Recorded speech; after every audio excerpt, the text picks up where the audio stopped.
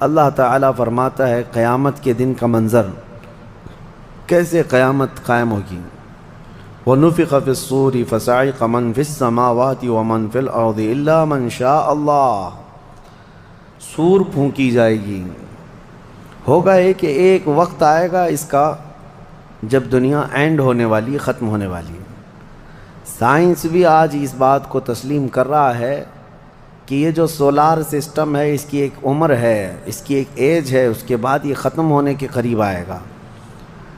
تارے اپنی اپنی عمر مکمل کر کے بلیک ہولز میں جا رہے ہیں۔ گیلیکسی کے اندر جو سٹارز ہیں ان کی عمر ایک لیمیٹڈ عمر بتائی جا رہی ہے، اس میں سورج کی بھی عمر ہے، چاند کی بھی عمر بتائی جا رہی ہے۔ یہ سائنس کی باتیں ہیں، لیکن اللہ نے قرآن میں فرمایا چاند اور سورج یہ ٹکرا دیے جائیں گے، تارے ایک دوسرے سے سب ٹکرا دیے جائیں گے۔ اذا الشمس کورت واذا النجوم انکدرت، 30ویں پارے میں اللہ تعالیٰ نے اس میں فرمایا جب سورج کو یعنی ٹکرا دیا جائے گا اور ستارے آپس میں ٹکرا دیے جائیں گے اور سورج کالا ہو جائے گا، یعنی کچھ نہ کے برابر رہ جائے گا قیامت کے قریب۔ وَإِذَا الْجِبَالُ سُيِّرَتْ، اور پہاڑ جو ہے نا اڑا دیے جائیں گے اور سمندروں میں آگ لگا دی جائے گی، زمین پوری ختم کر دی جائے گی۔ اور سورہ قارعہ میں آپ نے پڑھا ہوگا یوم یکون الناس کالفراش المبثوث وتکون الجبال کالعہن المنفوش، تم لوگوں کو دیکھو گے کہ پتنگوں کی طرح سے اڑ رہے ہوں گے، اور پہاڑوں کو دیکھو گے کہ روئی کا پہا جو ہوتا ہے، روئی کا پہا اس طرح سے پہاڑ بکھر چکے ہوں گے۔ اور اس کے بعد یہ قیامت جو آنی ہے اس کا یعنی پروسیس کس طرح سے، شروعات کیسی ہوگی، وہ ایک لمبی گفتگو ہے۔ مختصراً عرض کرتا ہوں کہ آیات حضور اکرم صلی اللہ تعالیٰ علیہ وسلم کی احادیث میں جو نشانیاں بیان کی گئی ہیں اس اعتبار سے قیامت کے قریب بڑی بڑی نشانیاں آئیں گی۔ دجال آئے گا، دابۃ الارض آئے گا، یاجوج ماجوج نکلیں گے، پھر اس کے بعد سورج پچھم سے نکلے گا۔ یہ سب بڑی بڑی نشانیاں ہیں۔ حضرت عیسیٰ علیہ السلام کا نزول اس سے پہلے، یہ سب ہو جانے کے بعد پھر روئے زمین پر سے مسلمان ختم ہو جائیں گے۔ پھر ایک وقت آئے گا کہ جب سب لوگ اپنے اپنے کاموں میں مصروف ہوں گے، کوئی کسی کو پڑی نہ ہوگی، اور پھر دنیا میں سب اپنے اپنے کاموں میں اس طرح سے مصروف ہوں گے، کوئی کپڑا کاٹ رہا ہے، کوئی دودھ دوہ رہا ہے، کوئی کھیتی باڑی میں ہل چلا رہا ہے۔ اللہ تعالیٰ قرآن میں فرماتا ہے کہ تم دیکھو گے ان زلزلۃ الساعۃ شیء عظیم یوم ترونها تذهل كل مرضعۃ عما ارضعت وتضع كل ذات حمل حملها، اچانک ایک سور کی آواز آئے گی۔ وہی سور آج ہم نے تلاوت میں پڑھا ہے۔ اسرافیل علیہ السلام اللہ کے ایک فرشتے ہیں، ایک باجے کی شکل کی چیز وہ لے کر کھڑے ہیں، وہ بجانا شروع کریں گے۔ شروع میں دھیمی دھیمی آواز آئے گی اور یہ آواز بڑھتی چلی جائے گی، یہاں تک کہ یہ آواز اتنی سخت ہو جائے گی کہ جو جہاں تھا وہیں کھڑا رہ جائے گا۔ کپڑا کاٹ رہا تھا اس کے ہاتھ سے کینچی گر گئی، جو کھیتی باڑی کر رہا تھا، ہل چلا رہا تھا، وہ وہیں کا وہیں رک جائے گا۔ دودھ دوہنے والا اس کا ہاتھ ویسی رہ جائے گا، یہاں تک کہ حاملہ عورتوں کے پیٹ سے بچہ نکل کر گر جائے گا، جو عورتیں حمل سے ہوں گی۔ اور اس کے بعد پھر ایسی غشی، پھر سب پر موت طاری ہوگی اور زلزلے آئیں گے اور پوری زمین کو ہلا کر کے ختم کر دیا جائے گا۔ یہ قیامت ہے، یہ قیامت ہے۔ سور پھونکنے پر سارے انسان جتنے روئے زمین پر ہیں سب کے سب ختم ہو جائیں گے۔ اس کے بعد اللہ تعالیٰ فرماتا ہے ثم نفخ فیہ اخری، پھر دوسری بار سور پھونکنے کا حکم ہوگا۔ لیکن کیسے؟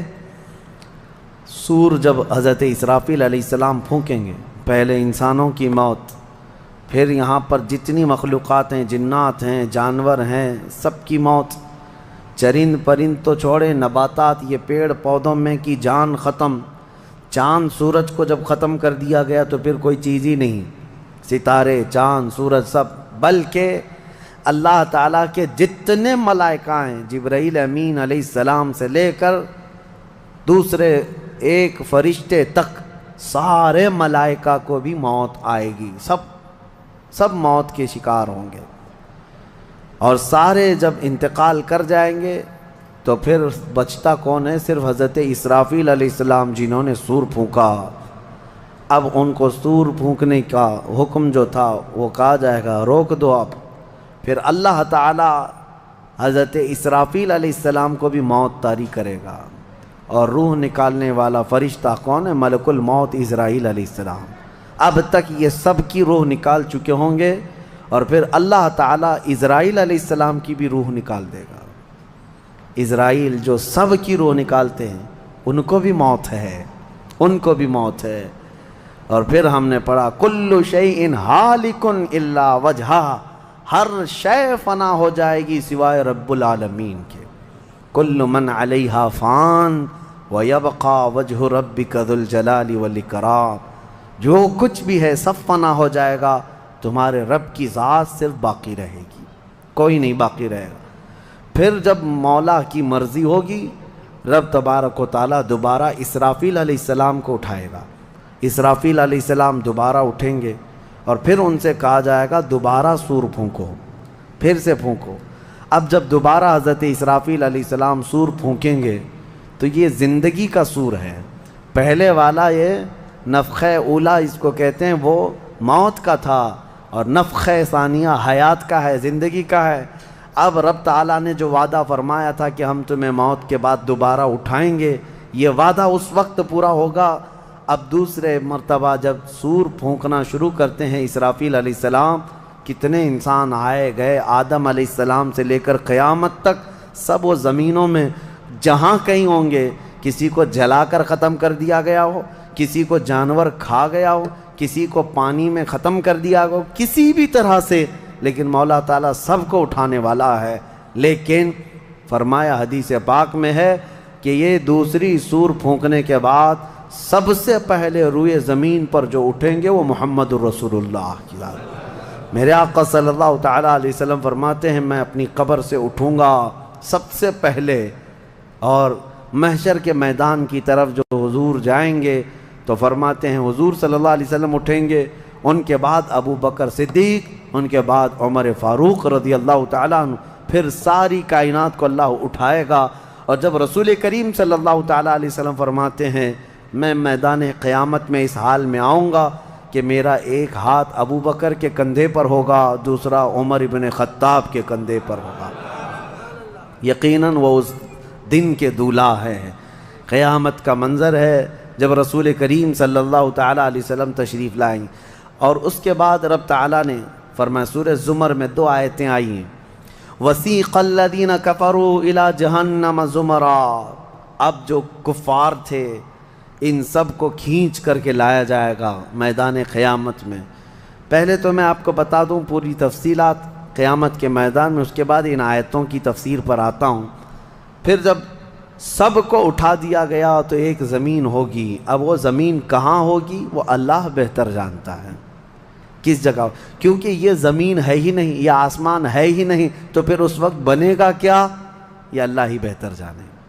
کہاں بنے گا، کس طرح بنے گا، اس میں ہم نہ سوچ سکتے ہیں نہ مثال دے سکتے ہیں۔ اب آپ مجھے بتاؤ، یہ جو زمین جس پہ آپ بیٹھے ہیں یہ ختم ہونے والی، کیا رہے گا نیچے؟